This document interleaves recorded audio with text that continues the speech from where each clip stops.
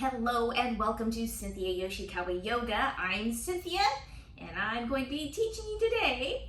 I'm so glad you were able to make it and take the time to watch this video. This video is going to be more of a pre-yoga practice prep.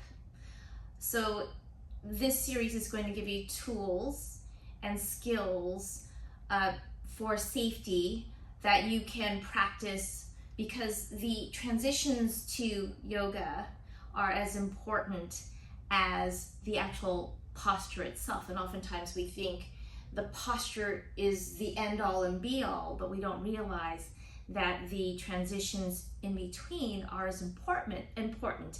And as mindful as your yoga practice is into a posture, we also want to have mindful transitions into a posture.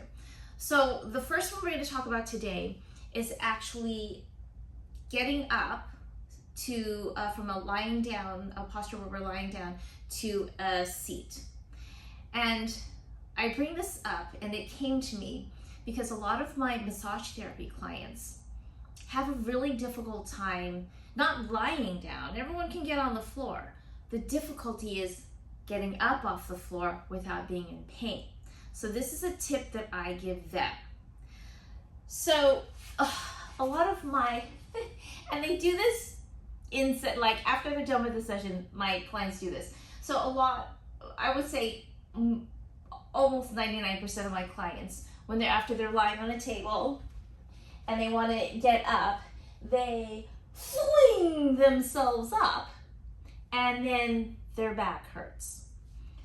So if you can do it, you need a strong core and everything, that's fine, but why not have a method to get up from lying down? It's not just for yoga, but like in life. If you have a good method of getting up without hurting your back, then I would do it like every time. And I tell my clients, I advise them all the time, do this when you get out of bed. If you're lying on the floor practicing yoga, you're going to do this method.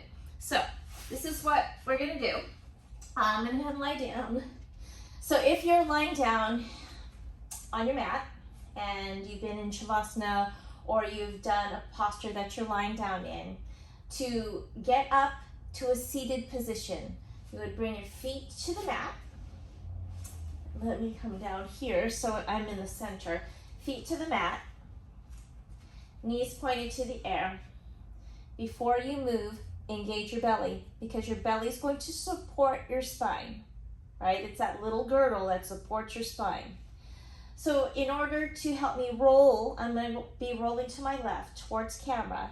I'm going to use my leg, my right leg, because I'm rolling left, to help me roll over. So it'll look like this. I'm going to push as I roll with my right leg, sorry. I'm going to give myself a minute here. Recalibrate, recontract the abdominal muscle. Top hand comes to the floor. Push, push, walk, walk, and now you're sitting up. And then I'm going to do the other side so you can see it from the back. So you're lying on the mat.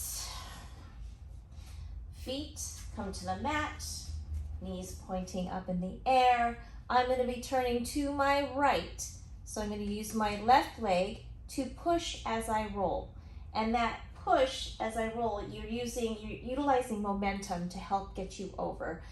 So I'm going to push, roll, give it a minute or just enough time to contract the lower abs, top arm onto the floor, push, push, walk, walk, and then I'm in a seated position. Oftentimes in a yoga class, they'll have you just bring your knees to chest, and this is the direction most yoga teachers give. Bring your knees to chest, and then roll, engage the belly, and then push, push, walk, walk. I think for some of my clients, the roll is difficult. That's where pushing with the opposite leg in the direction that you're going to is super helpful. So this will help you transition nicely and easily. I took a class, it was a massage, because I'm a massage therapist. It was very interesting to me. It's called cortical field reeducation, or CFR. And the idea is that when we're young, when we're babies, we learn the most efficient way to move. We learn efficiently how to roll over, how to get up from a seated position to standing. We learn how to crawl efficiently. And as we get older, we forget those efficient ways of moving, and we move to ways that are not efficient, and we develop bad habits. And we develop these habits because we think they're more efficient because they are faster, but they're not really.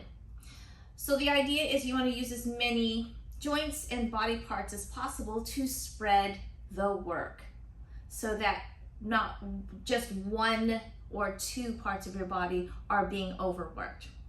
And that's where this came from. And I give this tip to every single one of my clients, particularly my yoga clients. And this will help to make your transitions smoother and safer. So give it a try. And if you want, you can leave me a comment in the comment section, or if you have any questions, you can message me or even ask in the comment section, and then I can clarify. So I hope this was helpful. And if you would please like, watch, and subscribe, that would be super helpful. The algorithm gods somehow require it, and apparently it puts me higher up in the searches. It lets YouTube know you're watching. And then it puts my videos out there more easily for people to find. So I really hope this helped you. I have quite a few more in this particular series that are coming up. So we're going to deal with getting up from seated to standing. And then we're going to get into how to set yourself up for your yoga postures, and what you should be feeling, what muscles you should be activating. So this should be a really interesting series as a pre-prep practice. So I will hope that you are well, and I look forward to seeing you in the next one. Bye.